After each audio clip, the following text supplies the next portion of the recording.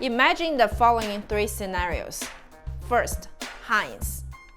Heinz's wife was near death from a rare cancer. The only drug that might work worth $20,000. It cost the druggist $2,000 to make it, but he refused to sell it for lower than $20,000. Heinz tried to borrow money from everyone he knows. He only got $10,000. He begged the druggist, and the answer was still no. He's desperate. Should he break into the store to steal the drug for his wife? Second scenario, Evelyn. Evelyn works for an automobile steel casting company and is investigating the cause of an operating problem in the wheel casting of a new luxury automobile. It does not directly create the unsafe condition, but leads to irritating sounds. The vice president of engineering says, "It's certain that the problem is due to tensile stress in the casting." Evelyn and a lab technician conduct further tests that shows it's not tensile stress. While working on it, she was told that the case was solved and the tensile stress hypothesis is supported with manipulated data and results by her boss. Should Evelyn contradict her boss's report? Third scenario, Roger. Roger works for a small auditing firm and is conducting an annual audit of a machinery manufacturer. He discovered the firm received a large loan from the local Savings and Loan Association, which is illegal because savings and loan associations are restricted by law to mortgage based upon residential real estate. Roger took his working papers and a copy of the loan to his boss, who is the partner of the auditing company. After listening to Roger, he said, "I will take care of this privately. We simply cannot afford to lose a client of this status. You put the papers you have through the shredder." Should Roger shred his papers? What are your decisions and what are your reasons? Take a moment to think about it. Now try to answer a few more detailed questions. For the two business cases, should the potential consequence, such as the conflict with the boss and a threat to their careers, have any impact on their actions? If Evelyn and Roger were advised by their peers, should they act differently? Is it important to do everything to get the truth known and follow their conscience? Is it morally wrong if Evelyn and Roger follow their boss's orders? Should they do everything they can to further their career, to support their superiors? Today, we will discuss Kohlberg's moral development stages and help you assess the stage of your moral reasoning. Based on the earlier work by Piaget, Kohlberg expanded his own theory of moral development. Kohlberg's development model focuses on the reasons for certain actions that are perceived as morally just or preferred. The reasons indicate moral maturity stages.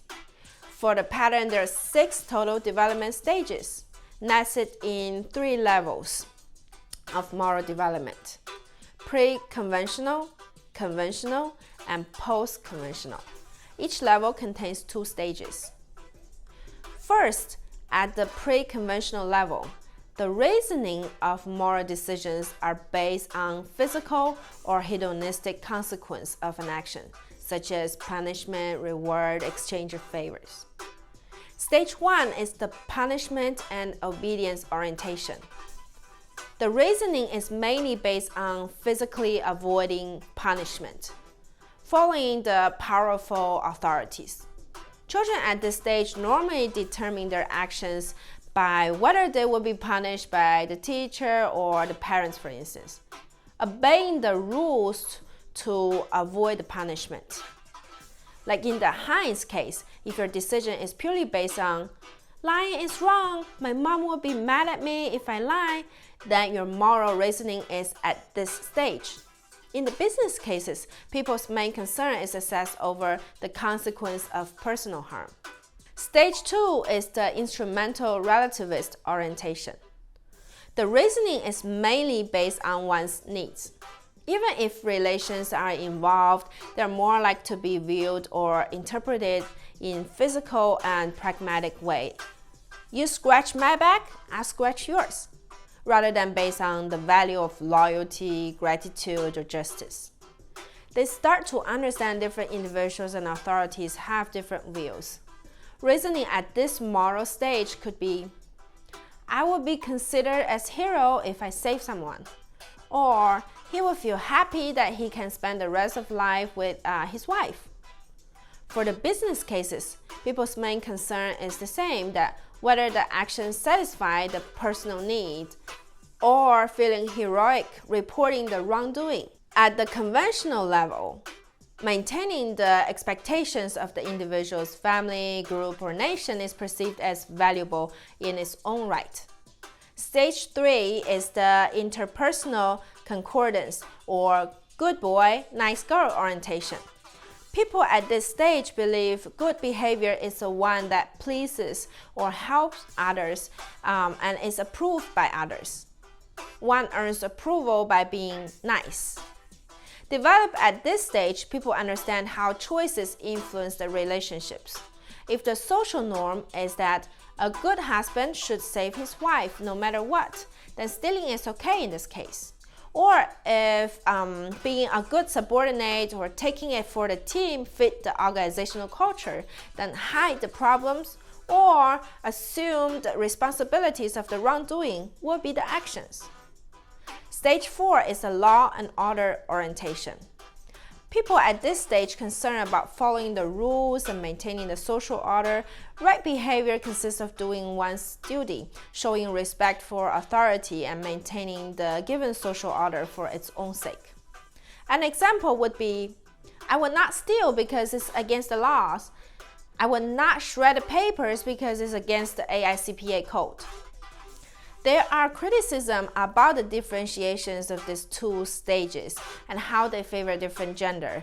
Women focus more on relationships, while men focus more on justice. The next level is post-conventional, autonomous, or principled level. Stage 5 is the social contract, legalistic orientation.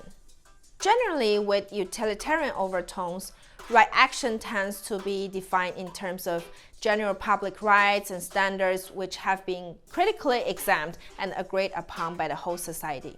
Not only staying at the stage of law and order, in US, for instance, free agreement and contract is binding elements of obligation.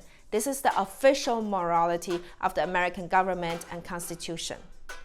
In Heinz's situation, he might choose to steal the drug because the laws and orders cannot justify losing his wife's life. In the business cases, you can justify either your loyalty or your principle of justice for either direction of the actions. Check out the video on fairness versus loyalty. Stage 6 is the universal ethical principle orientation. At this stage, right is defined by the decision of conscientious in accordance with self-truths and ethical principles, appealing to logical comprehensiveness, universality, and consistency.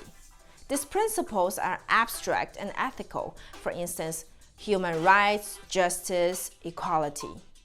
Heinz might not justify him stealing the drug because he's not the one to decide who lives or who dies.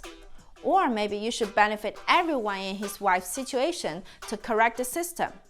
Ron Woodrot decided to smuggle unapproved drugs into US to help as many AIDS patients as he could.